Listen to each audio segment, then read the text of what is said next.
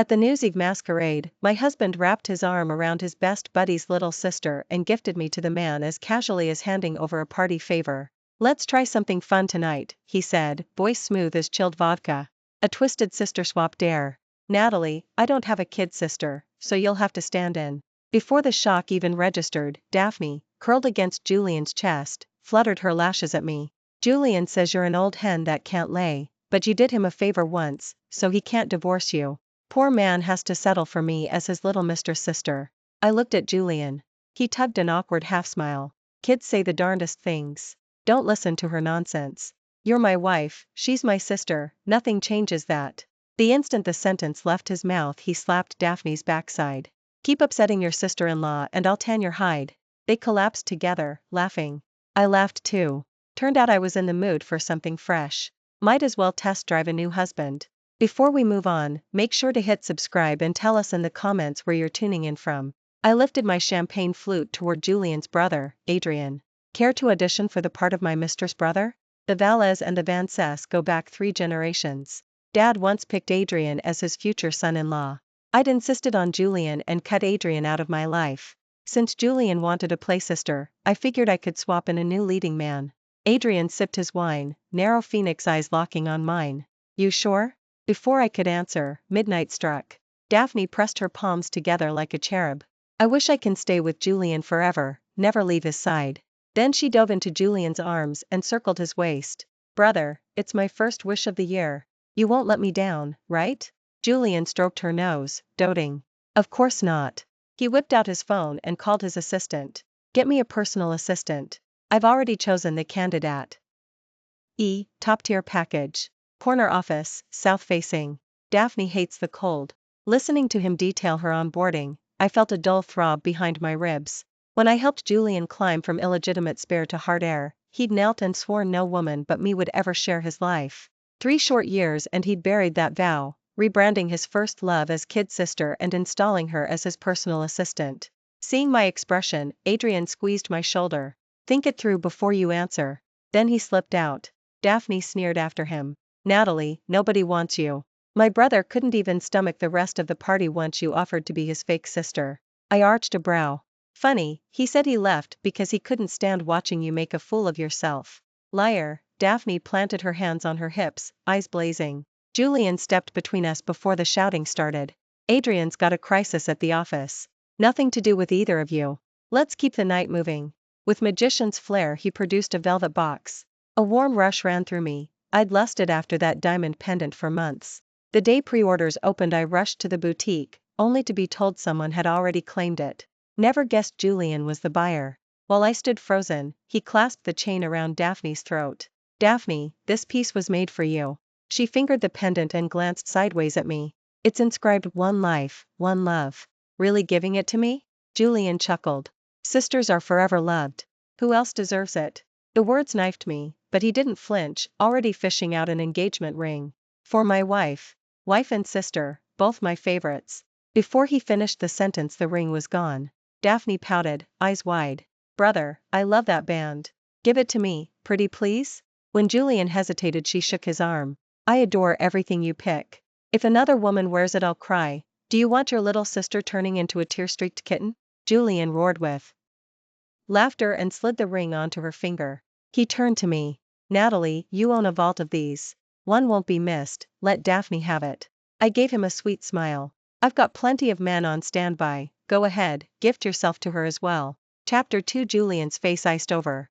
He clamped my arm. "Natalie, still throwing heiress tantrums? Daphne's my sister, what's wrong with spoiling her?" Then a cold sneer curled his lips. "Think you're still the richest girl in Southport? Your family's broke and your dad's half paralyzed in hospital. Without me, who's left to catch you?" He tilted my chin the way someone teases a kitten. "From now on you behave and learn how to be hard." Looking at his smug expression, I had to admire Dad's foresight.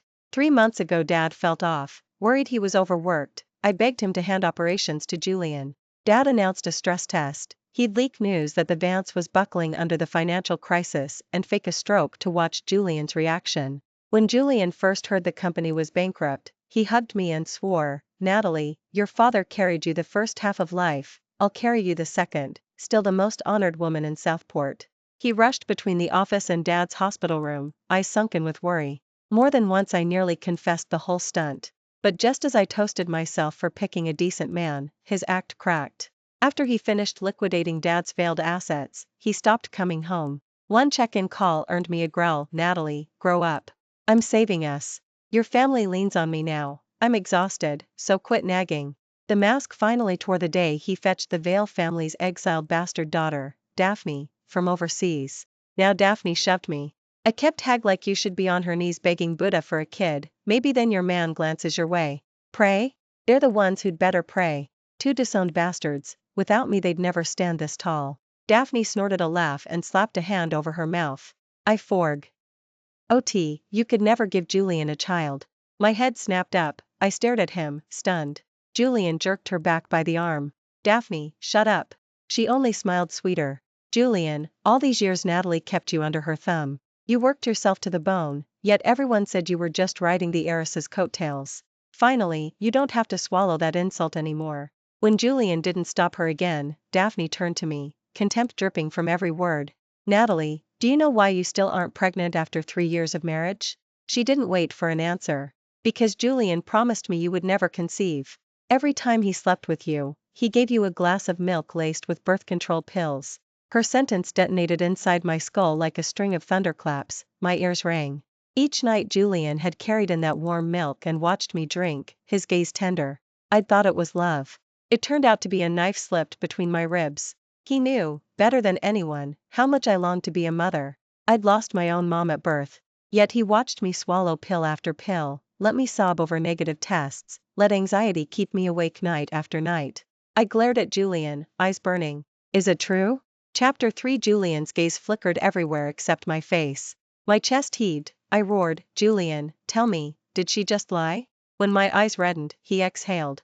I did it for you. Your mother died in childbirth, I didn't want you at risk. And Daphne was still broken up over our breakup. How could I hurt her more? It felt as if countless claws were ripping my heart apart. The pain dropped me to my knees, gasping. Daphne watched, laughing louder. Can't take it, Natalie? Know why Julian showed up the night of your car crash? Julian's pupils dilated, he barked, enough. Daphne wheeled on him. You staged that accident, swooped in like a hero when she was most desperate, and bought yourself a ticket into her life. Why hide it? Julian clamped a hand over her mouth. She pried it away, shrieking, if her father weren't the richest man in Eastbrook, if we hadn't needed the Vance empire, you'd never have dumped me to chase this bitch. The Vances have fallen now, what are you afraid of? Looking at Julian's panic, I knew every word was true. I surged from my heels to my scalp, my blood ran frigid. I still remember that night, the driver who hit me died on impact, his engine burst into flame. Fire crawled toward me while I was pinned, screaming. 1 second before the blaze reached my body, Julian appeared like a savior. He dove into the burning wreck, pried the jammed door barehanded. Flesh peeled from his fingers, exposing bone white beneath, yet he felt nothing. He lifted me out. The car exploded, the blast hurling us. He twisted midair so his body cushioned mine, shielding even my hair from the flames while his own hands charred. In the ambulance, half conscious, he kept rasping, run, leave me, just run. From that day on, Julian lived in my heart like a sacred flame. I was stupid, starved for love, never imagining someone would gamble death to worm into my life. My heart kept hurting until it went numb. I pushed myself upright on shaking legs, dried my face, and looked him dead in the eye. Whatever else you buried, spit it out, now. Julian pressed his lips into a bloodless line. Daphne curled an arm through his and gave him an encouraging nod. She already knows this much. Finish the show, Julian, let her see the whole picture so she stops making scenes. I studied Julian, a bitter smile tugging my mouth. The Natalie who loved him had just died, she wouldn't be staging any scenes. I only wanted to measure how colossal my stupidity had been. Julian hesitated, then pulled a slim folder from Daphne's bag and handed it over. When I saw the title page, disbelief punched the air from my lungs. Chapter 4. A playbook entitled Heiress lay open in my hands. Every preference, each pet peeve, down to the exact spot where I ACH ed during my period, was catalogued in neat bullet points. Julian slid an arm around Daphne's waist, sipped his wine, and spoke as if discussing stock options. Nothing major, Daphne dreams of being a screenwriter, so she drafted the guide. I owe our marriage to her script, you should thank her. Early in our relationship, Julian learned I loved cake and enrolled in a patisserie course just to bake one I could taste. I'd kissed the blisters on his fingers, heart aching at his sweetness. Now the joke was on me. Every chapter had been plotted by Daphne. Marginalia in Julian's hand warned, Daphne hates cream. So I had never eaten a single frosted slice from his oven. Julian was an Oscar-grade actor, even the passion in his eyes during sex had been scripted. As I reached the final page, Daphne bent to my ear. The playbook isn't finished, Natalie. If you want a happy ending with Julian, get on your knees and beg me for it. I snatched the nearest glass and flung wine into her face. You? Worth my kneeling? Julian stepped forward to shield her. I smashed the bottle over his head. Scumbag, get lost. Blood sheeted down Julian's forehead. Daphne screamed and lunged at me. Before she got close, my heel caught her stomach and she crashed backward. Clutching her belly, Daphne struggled upright and wailed, Julian, I only wanted to wish her happy new. Why did she hit me? Furious, Julian locked a hand around my throat and forced me to bow.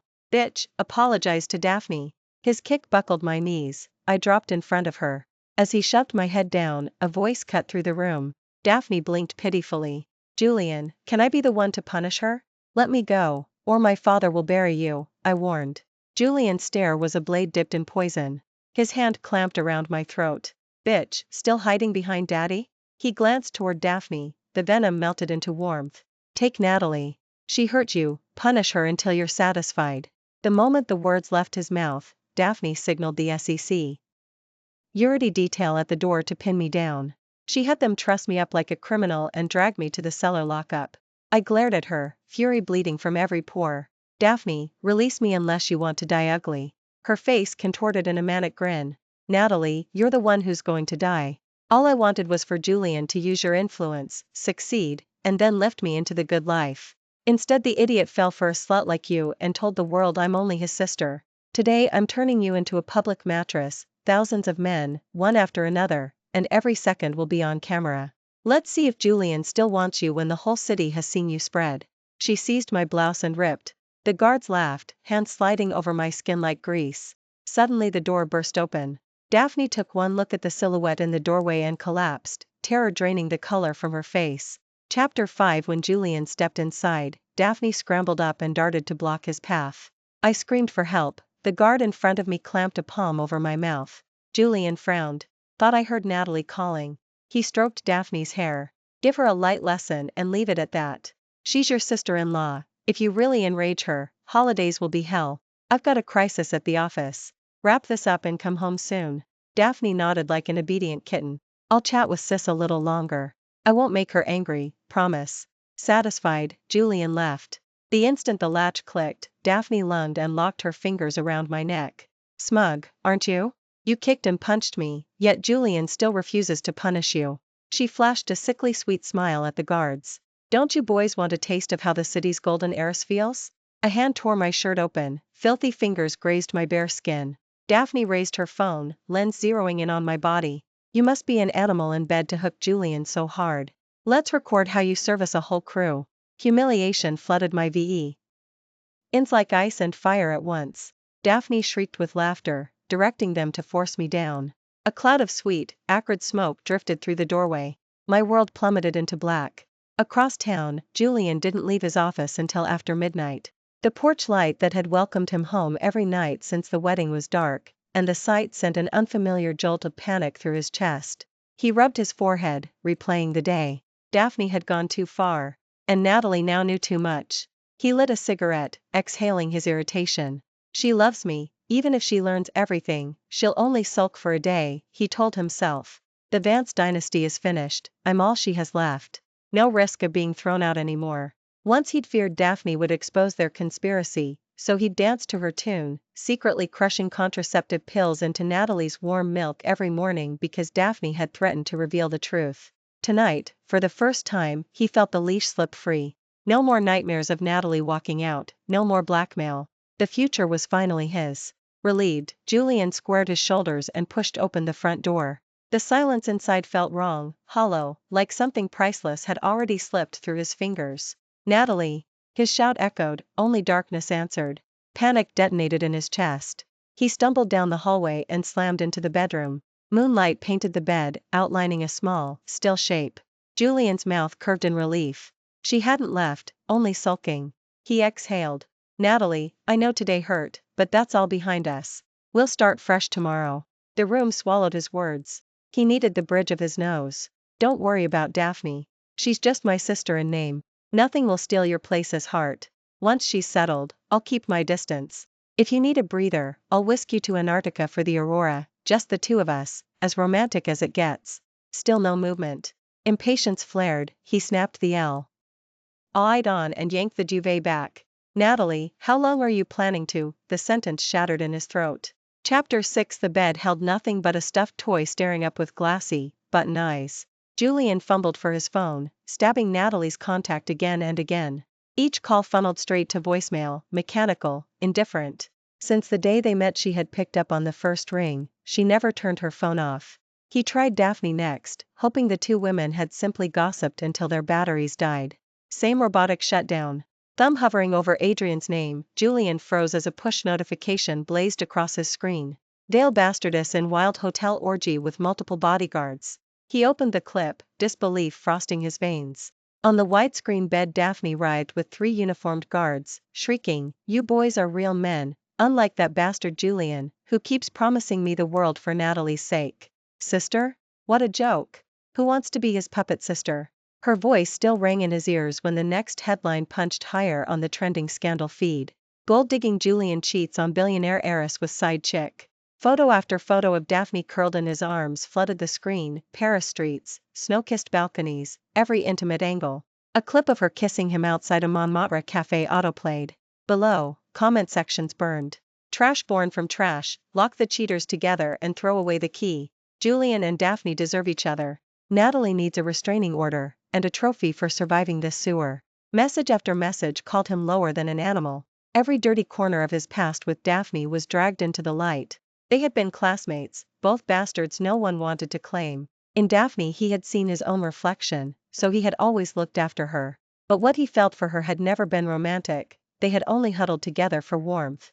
After Daphne's mother died, she lost her last ally inside the Vale mansion. When the Hart family finally acknowledged him, he was still the bastard who couldn't sit at the main table. The day Daphne snapped, she knelt before him in tears and held up the heiress script, begging him to fight for both their futures. Seeing Natalie's photo on the cover, Julian was suddenly struck by the crazy idea of actually falling in love. So he agreed without hesitation. Using the information Daphne supplied, he began to pursue Natalie. Thinking of her now, Julian felt a tight, stabbing pain spread across his chest. All he wanted at this moment was to know where she was. He dialed his assistant. "Find my wife, now. And figure out who's behind the online meltdown." After a long pause the assistant stammered, "Hart, you've been terminated. I can't follow your orders. As for your wife, sorry, Vance, she's marrying into the Vale family. The wedding is in 3 days." Chapter 7. Terminated. Marrying into the Vale family. The words cracked through Julian's skull like thunder, almost knocking him off his feet. He pressed his back against the cold wall to keep from collapsing. Natalie was still his wife. How could she be wedding someone from the Vale family? His father had already handed full control of the company to him. Who had the power to fire him? There had to be a mistake. Maybe a rival was planting fake news to rattle him. He clung to those comforting thoughts until the door burst open. His father strode in, security detail at his heels. Julian barely managed, "Dad." Before the word was out, the man slapped him twice across the face.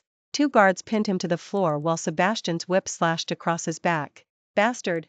If Natalie hadn't poured her money and people into you, why would I ever let a guttersnipe like you run the Hart Empire? We only gained a foothold in Southport because of the Vance billions, and you repay that by cozying up to that Vale bitch, hiring thugs to humiliate Natalie, dragging the Hart name through the sewer. Now the Vances are marrying into the Valles. Where does that leave us?" Julian swallowed the metallic taste of blood and shouted, "Dad, you've got it wrong. Natalie is my wife. Why would I ever let anyone hurt her?" Crack, crack. 2 more slaps. "Wrong?" Sebastian flung a slim booklet in his face. "Open your dog eyes and read." With shaking fingers Julian picked up the finalized divorce decree, the blood drained from his face. "Impossible. I never went to any courthouse. I never wanted a divorce." Sebastian drove a shoe into his chest. "Natalie doesn't need your permission to divorce you." He shot Julian a look of disgust. Theodore delivered the papers himself, along with Natalie and Adrian's wedding invitation. Seeing the decree and the invitation side by side felt like a sledgehammer to Julian's skull. He froze, disbelief rooting him to the floor. Sebastian kept whipping him, but Julian no longer felt the lashes. Finally the old man tired and tossed the whip aside. You're no longer the Vance's son-in-law, and I've got nothing left to protect. From today on you're out of the Hart family. Crawl as far away as you can. Julian scrambled and caught his father's trouser leg. Dad, Hart thrived because of me, without me the company will crash. Sebastian's bark of laughter rang with contempt. Julian, without Natalie you're the most useless of my bastards.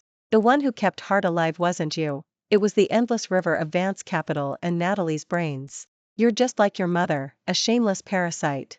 Sebastian emptied a bucket of ice water over his head. Consider this iced bath my final fatherly favor. From this moment you're banned from Southport and from the Hart name. Julian's mind flashed back to Natalie's promise. Julian, I'll give you everything you want. But if you ever betray me, I'll take it all back. She had kept her word. She had handed him a perfect home, a brilliant career, everyone's respect, then reclaimed every scrap the moment he wounded her. At last Julian understood, without Natalie he was nothing but a shadow-spawn bastard. Physical agony and heartbreak tore at him in turns. He collapsed on his knees, pounding his fists against his skull. Sebastian wouldn't even look at him. Drag him out. Before the guards could move, a deep commanding voice rang out. After hurting my daughter you think throw him out covers it? Theodore, who was supposed to be in a hospital bed, strode through the doorway. Sebastian bent hurriedly. Vance, name your price. Theodore gave Julian a glacial glance. I knew from the start you hunted Natalie on purpose, but nothing I said could change her mind. I let the marriage happen so she'd learn fast. 3 months ago she even wanted to hand the entire Vance empire to you. I faked bankruptcy to open her eyes. I just didn't expect you'd dare lay a hand on her. Julian crawled forward and clutched Theodore's ankle. Dad, I was wrong. I love Natalie. Please give me one more chance. Theodore kicked him aside. Get lost. Then he turned to Sebastian. Leave him a hand to apologize to my daughter. Sebastian beamed. One hand isn't enough, add a leg if we want Natalie satisfied. A second later Julian's scream echoed through the room. Chapter 8 I woke in the hospital to find Adrian watching me without blinking. You saved me? I asked. He nodded gently. I couldn't relax knowing you were alone at the party. When I went back I found you. I used knockout vapor to get you out. I was about to ask why he carried something like that when he smiled, reading my face. He smiled faintly. It's more fun to pay scum back with their own tricks. Only later did I learn that he'd had Daphne and the bodyguard dumped in a hotel room together, and slipped them aphrodisiac incense for good measure. The next few days Adrian never left my side. Unlike Julian's calculated caution, Adrian carried an easy, cultivated warmth. Every gesture breathed old money grace. Yet his conversation was witty, effortless, never anything but you. Comfortable. We talked about everything, until we finally came to Julian. I know everything that happened between you and Julian. When you decided to marry him, I actually considered storming the ceremony and stealing the bride. Seeing my blank stare, he kept smiling. You probably have no memory of me. But the sight of you at 17, sitting at the piano playing Tchaikovsky's Pathetique, still drifts into my dreams. I kept wondering what kind of sorrow could make a girl in full bloom pour out such despair. The more I wondered, the more a need to protect you took root, and it only grew stronger. I stared at Adrian, so intent that when tears splashed onto the back of my hand I startled myself. I'd never imagined someone had stood behind me all this time, watching the wounded 17-year-old I used to be. Youth is always fragile, always raw. Back then I was convinced I had killed my mother. Father was always swallowed by business, rarely around.